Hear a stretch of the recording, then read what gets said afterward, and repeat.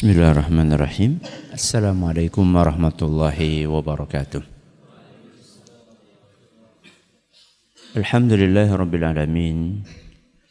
Wassalatu wassalamu ala nabiyyina Muhammadin wa ala alihi wa sahbihi ajma'in, amma ba'd.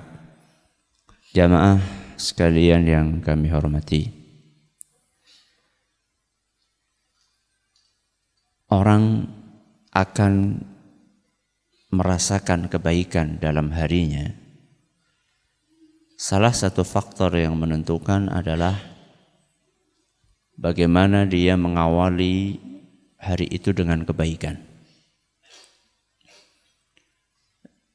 Ada malam, ada siang. Malam itu diawali dengan sore dan siang itu diawali dengan pagi. Banyak di antara kita mengalami hal-hal yang tidak mengenakkan kalau enggak di malam, ya di siang hari. Ternyata salah satu pemicu terbesarnya adalah ketika orang tersebut tidak mengawali siang dan malamnya dengan amalan yang diajarkan oleh Nabi kita Muhammad sallallahu alaihi wasallam. Seandainya amalan yang diajarkan oleh Nabi SAW tersebut dijalankan, maka dia akan melewati hari-harinya, siang ataupun malamnya, dengan kebaikan dan akan dilindungi oleh Allah Azza wa Jalla dari keburukan. Amalan tersebut adalah zikir pagi dan petang. Amalan tersebut adalah zikir pagi dan petang. Sebuah amalan yang banyak sekali dalilnya, baik dari Al-Quran maupun hadis Rasul Sallallahu Alaihi Wasallam. Akan tetapi amat disayangkan masih banyak di antara kaum muslimin yang belum mengamalkannya. Bahkan tidak sedikit di antara mereka mengamalkan amalan-amalan yang tidak dicontohkan oleh Nabi SAW. Justru yang dicontohkan oleh Nabi SAW malah tidak dipraktekkan. Di antara dalil Al-Quran yang memerintahkan kita untuk berzikir di pagi dan petang adalah firman Allah Subhanahu wa ta'ala dalam surat Al-Ahzab. Surat Al-Ahzab ayat 42 dan 43.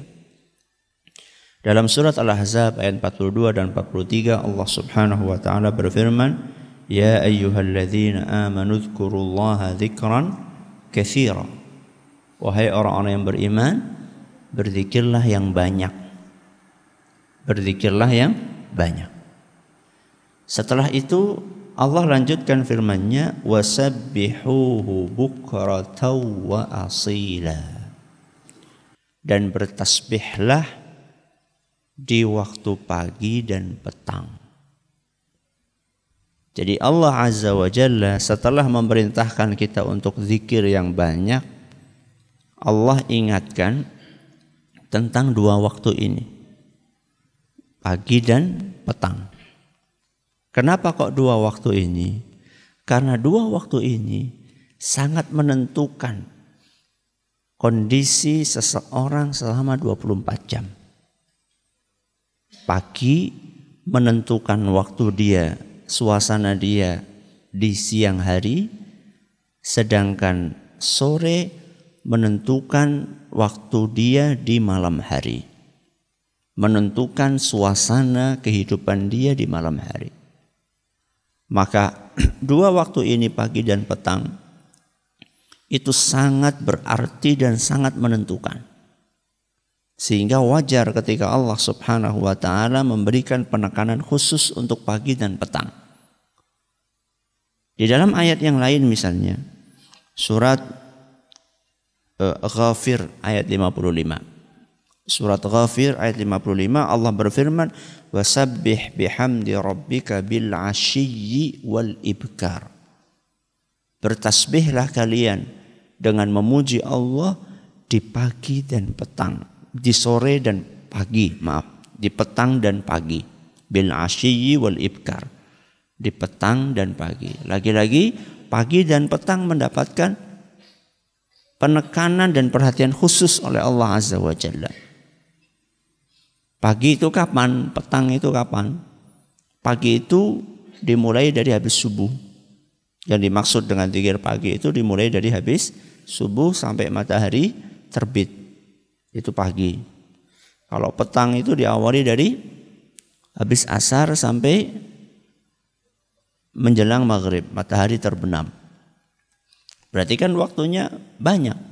Ya, bisa sampai 1 jam, 2 jam. Padahal bacaan-bacaan zikir pagi dan petang itu kalau kita baca semuanya paling-paling 10 menit. Paling-paling cuma 10 menit. Ya, pol-polnya kalau masih kesulitan baca ya seperempat jam lah. Ya, kalau masih belum terlalu lancar bacanya seperempat jam. Kalau sudah lancar 10 menit. Ya. 10 menit di pagi, 10 menit di sore akan menentukan perjalanan hidup kita 24 jam. Makanya rugi sekali orang-orang yang tidak mengamalkan ini. Kita ini ketika mengamalkan zikir pagi dan petang, kita ini akan diuntungkan bukan hanya di dunia kita, di akhirat kita pun akan diuntungkan.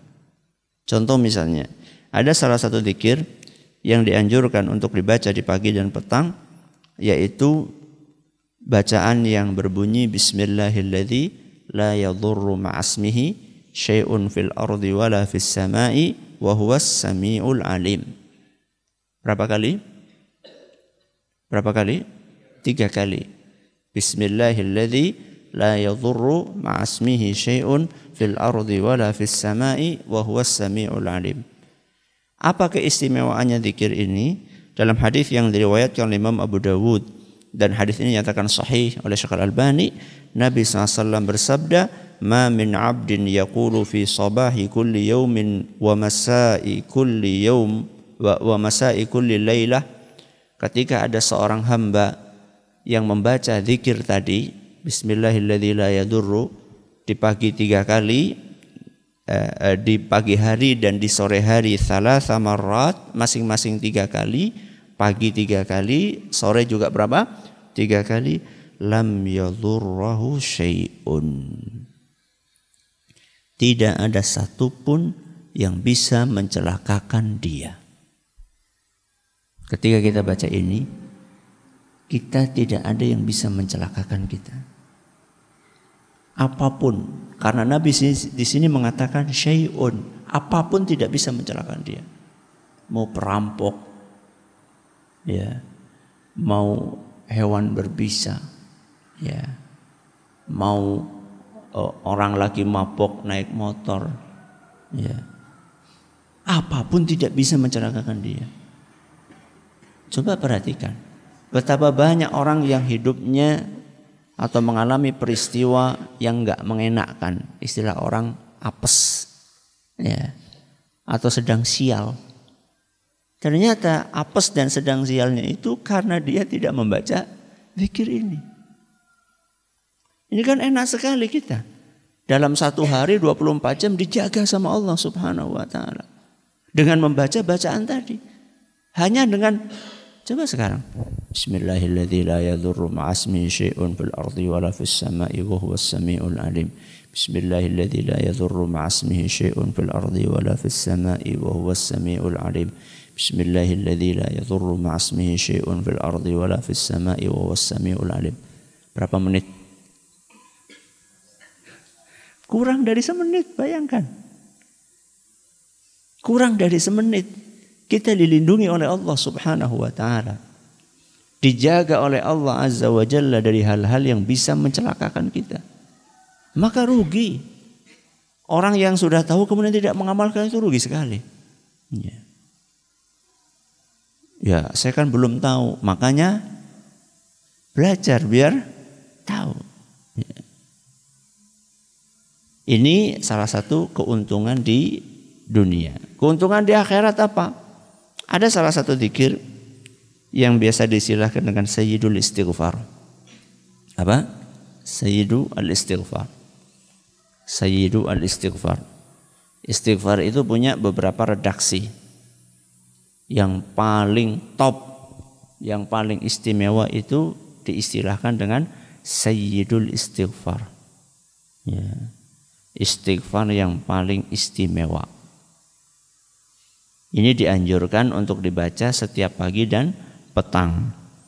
Bunyinya Allahumma anta Rabbi la ilaha illa anta khalaqtani wa ana abduka wa ana ala ahdika wa wa'dika mastata'tu a'udzu bika min syarri ma sana'tu abu'u laka bi ni'matika alayya wa abu'u laka bi dhanbi faghfir li fa innahu la yaghfirudz dzunuba illa anta. Perhatikan apa keistimewaannya. Man qalaha minan nahari mukinan biha, barang siapa yang di harinya, di siang harinya dia membaca Sayyidul Istighfar tadi dalam keadaan dia meyakini isinya. Berarti usahakan baca zikir itu enggak cuma dibaca dengan lisan, tapi dipahami maknanya, diyakini kandungannya. Ya.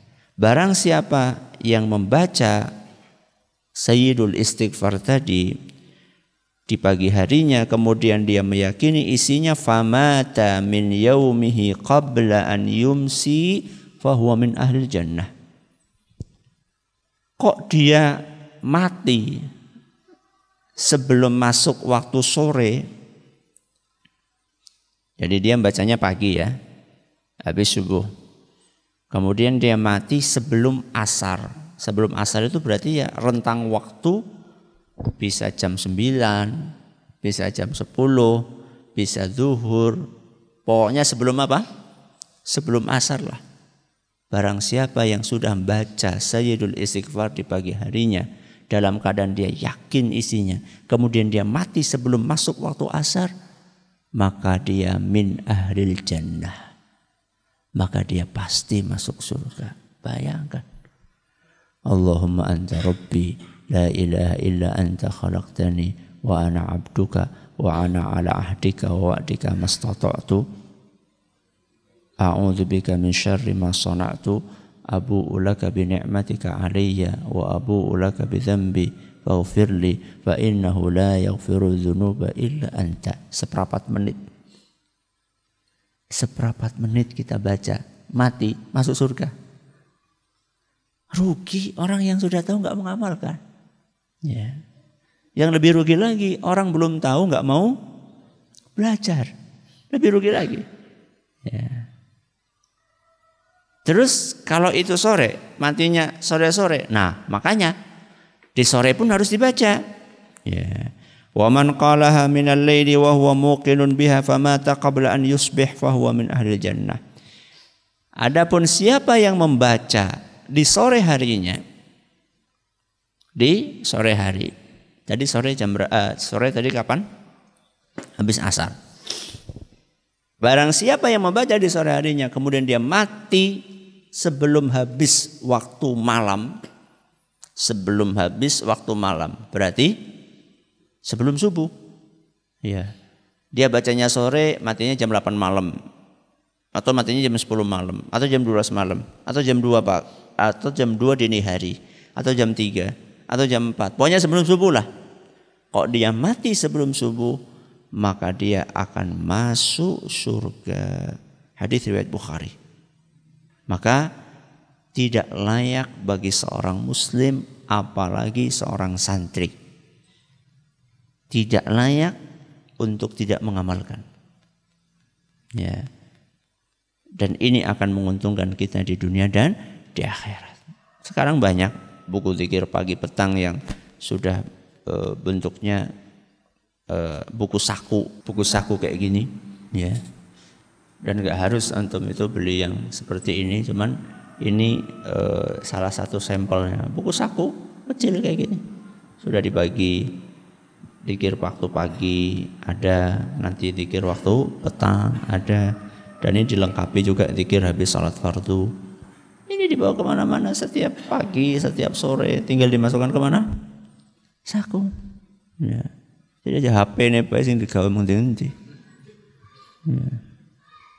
Ini ya enak, ya ringan, nggak memberatkan, tapi efeknya dahsyat. Efeknya dahsyat. Ya. Dan ini seperti yang saya katakan tadi, nggak butuh waktu lama. Habis sholat maghrib, habis sholat apa? Asar. Setelah zikir ba'da sholat, ya setelah zikir ba'da sholat, nanti baru baca ini, selesai. Begitu pula habis subuh, setelah zikir, habis sholat, baca ini sampai selesai. Itu akan menguntungkan kita di dunia dan di akhirat. Mudah-mudahan habis ini kita terus mengamalkan apa yang diajarkan oleh Nabi kita Muhammad Sallallahu Alaihi Wasallam. Sampai kapan? Sampai kapan? Sampai mati. Sampai mati. Berarti pensiunnya kapan? Nggak wis mati. Jadi berhenti baca ini itu kalau sudah mati.